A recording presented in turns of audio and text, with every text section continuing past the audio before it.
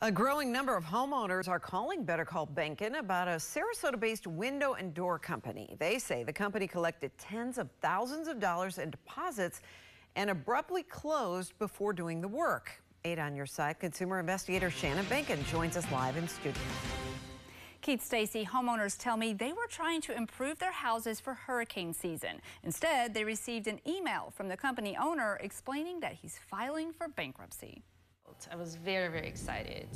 And when I heard that the doors are not coming and money is not coming, my heart just dropped. He has not ordered my windows.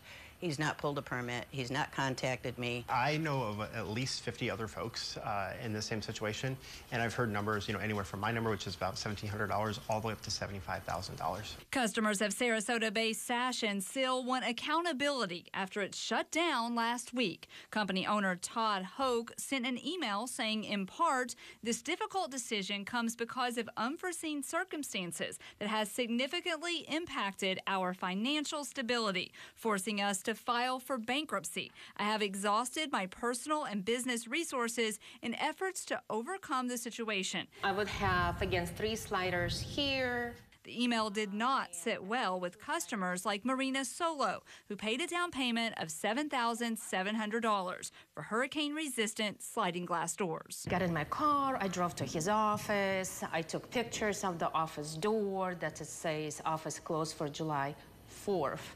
I checked every single door, everything was locked. I looked in the windows, everybody were gone. Like everybody else, I worked very, very hard for this money, and for the money disappear like that was completely unacceptable. Cynthia Ellison tells me she put down nearly $5,000 and was excited to upgrade her windows. Without a refund, though, that project may be out of reach.